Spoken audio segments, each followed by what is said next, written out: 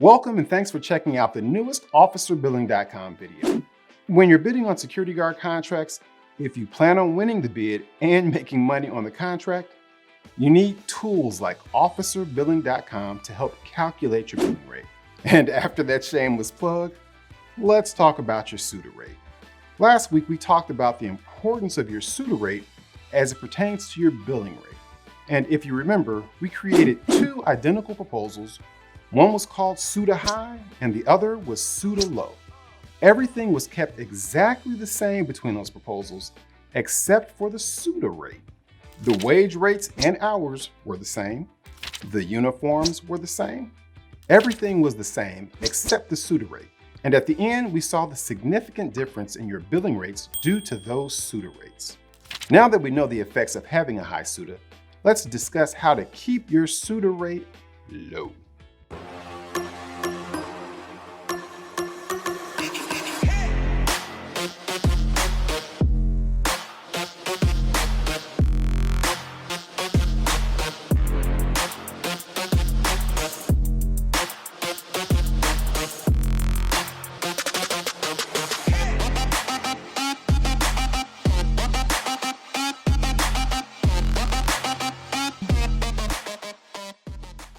As a refresher, SUTA is the State Unemployment Tax Act and is a state payroll tax that employers pay that helps provide unemployment benefits to laid off workers.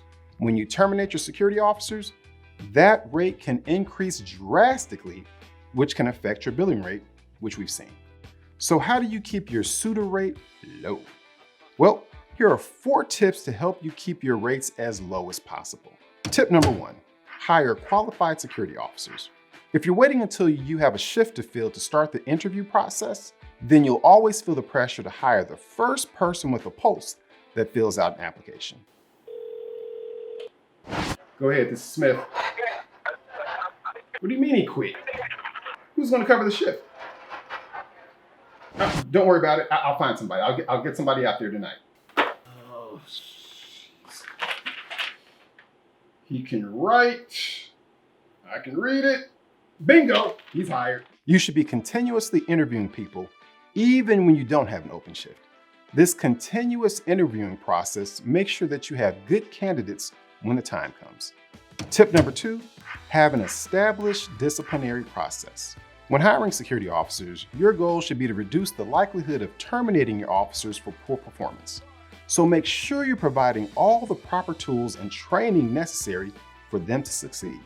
But in those cases where termination becomes necessary, ensure that part of that officer's initial training should be on what your progressive disciplinary process is. And for those not familiar with that term, a progressive disciplinary process is a documented set of policies and procedures that are designed to provide a structured process to improve and prevent a reoccurrence of undesirable employee behavior and/or performance issues.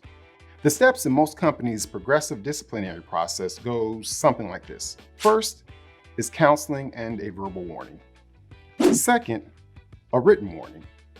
Third, they'll issue a suspension and/or a final warning. And fourth, leads to termination. Again, this process has to be outlined and provided to the security officer as part of their employee handbook or given to them separately. But either way, always ensure that you have some signed document saying that they have received and understand your policy. Tip number 3, follow your process. Make sure that you always follow the steps that you've outlined in your disciplinary process. I repeat, always.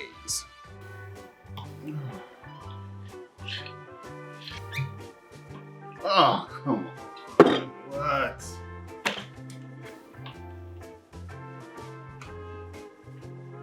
Come on, man, catch the pass. Who's calling me? Oh, jeez. Jones, Captain Smith. Yep, what's up, Cap? Yes, the Captain Smith. Hey, why weren't you at work yesterday? I wasn't scheduled to work yesterday. You know, let me make a suggestion. You guys should probably try officerreports.com. It'll help you with the scheduling and all that good stuff. Because, I mean, this is like the 3rd time it's happened. Here's a suggestion for you. Suggestion for you. Don't show up for work tomorrow because you're fired. What? Are you kidding me? Hello? Come on, some suggestion. Don't be tempted to stray from your policies on a whim, because your SUTA rate will pay the price. Tip number 4, appeal invalid unemployment claims. Generally speaking, if you terminate officers for misconduct as outlined in your progressive disciplinary process, they typically do not qualify for unemployment benefits, and your SUTA rate will generally not take a hit. So, invalid unemployment claims will come from former security officers who have provided the state unemployment agency with false information so that they can obtain benefits, even though they were rightfully terminated for misconduct. As you prepare to fight your unemployment claims, make sure that you have all of your supporting documents to back up your version of events. If you've hired smartly and followed your disciplinary process, you should have a great chance of winning that appeal. I hope this video was able to make your SUTA rate make a little more sense. We may have one more video about how your SUTA rate affects you, so stay tuned. But in the meantime, if you have questions about anything in this video, please feel free to leave your question or a comment below. And while you're at it, if you want to learn more pricing and proposal strategies to help you win more security guard contracts, make sure you subscribe to our channel and turn on your notification bell.